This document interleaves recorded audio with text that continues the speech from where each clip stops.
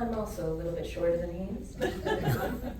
Well, thank you for welcoming me, and I'm so glad Jamal went first, because one of the things he acknowledged is how much our grandparents can have an effect on our social lives. And I'd like to talk a little bit about my grandmother, who I was very close to. My parents would send me here to Georgia, to Carlton actually, to stay with my grandmother during the summer. And I wasn't from around here. I wasn't from the South. I mean, I came here from Texas, but let me tell you, that's different. We put salsa on everything. It's a whole thing.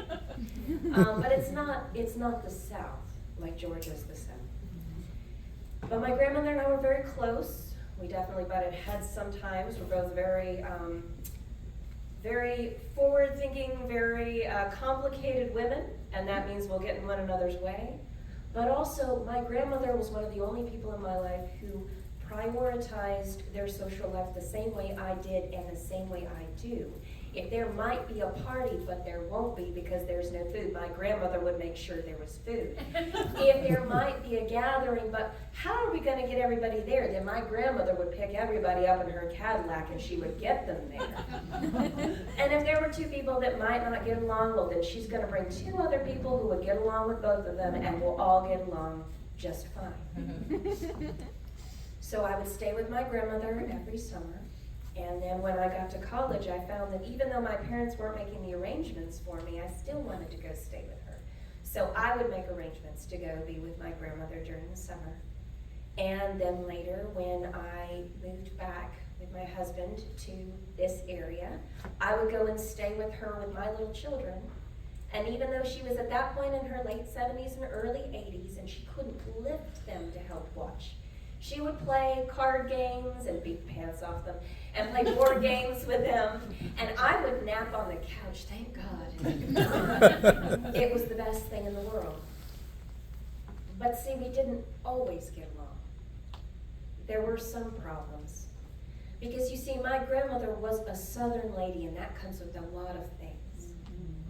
It comes with good Southern manners. It comes with caring about your neighbor, but it also comes with some traditional ideas about people that can be difficult at times. And so we'd be sitting there having our meal, and I'd be putting cantaloupe into my 2-year-old's mouth, and she'd say, well, you know that those gay people, God hates that they love each other like they do, and it's a shame. Okay. Well, and it's a shame, too, because, you know, those gay men, they worship phalluses, Christine. Oh, God. I don't know if I can do the cantaloupe right now. And we got to a point where my children were approaching puberty, and I didn't know how I was going to feel about those conversations happening, because for them, my grandmother was a trusted adult. She was a safe adult, and they loved her very much, and rightfully so. And I knew that many of the views she had came from her trusted adults growing up. Her people who had been in her life, who were interpreting life to the best of their ability and teaching her things they thought were important for her to grow up well and right and safe. So how do I handle that? What do I say? Because I couldn't just leave it. And then there was an act of providence in my family that not every family gets. And that is that 2 lovely men moved down the street from my grandmother. And they were going to redecorate that house. And then everyone, because they were out, knew they were 2 gay men, and there was kind of an indecision. Do we go say hi? Well, what do? Do you bring them a basket of something? Well, my grandmother was a good Southern lady. And let me tell you, she was concerned about what God loved and what God didn't love, but also she was concerned about those 2 neighbors that just moved in and nobody had taken them a basket of something. Now, I don't know what she brought. She might have brought muffins. She did that sometimes. She had a beautiful garden. She was known to cut flowers and bring things from the garden. She was also known to, and I know this for a fact, occasionally bring people a soup bone I went on a date with some new neighbor's son when I was a teenager, and he said, "Did you realize your grandmother brought us her leftovers as a welcome gift?" And I said, "Well, she knew your fridge was empty, and she was worried you wouldn't be able to make soup." Because I do speak Southerner now. So she went, and she drove up, and they welcomed her in, and she brought them a basket of something. And she found out that one of them had parents who were so much like hers growing up. I mean, they just had so many stories, and they talked, and they talked, and they talked. And she said, "You know what, you just need to come by my house sometime," and they did. And then they came by another time, and then they came by another time. And then she went to go see them, and then they said, "You know what would be really fun is to go on a trip together."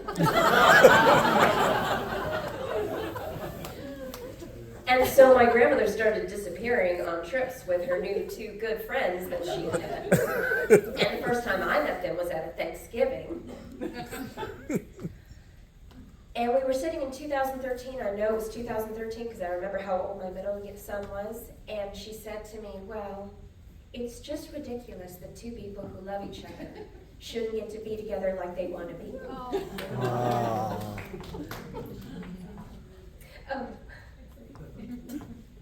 Oh, it's going to be okay. And the part of this story that sounds made up, that sounds fictional, but it is absolutely true, is that the next year in 2014, my grandmother was out cutting flowers to bring to a friend, and she fell in the garden and she hit her head, and these two men, knowing that their good friend was 86 years old and was the kind of friend when you were close like that you check on, found her in the garden. And they were the ones who brought her to the hospital. And she passed 5 days later. And that was a year before the Supreme Court agreed with the rest of America that people should be able to be with who they want to be with if they're in love.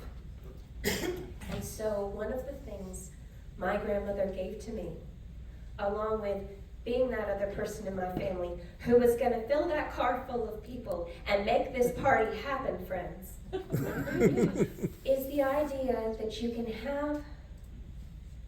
have that loving thought in your head that those trusted adults gave you growing up, and know that as best as you can tell it's right and it's true and you can hold it, and then there can be a new idea that's different and complicated and causes problems with what you already know, and they can exist. They can exist in the same space. And you can move forwards from there lovingly, even if it means one of those things has to be held just a little bit differently from now on. So thank you for having me tonight.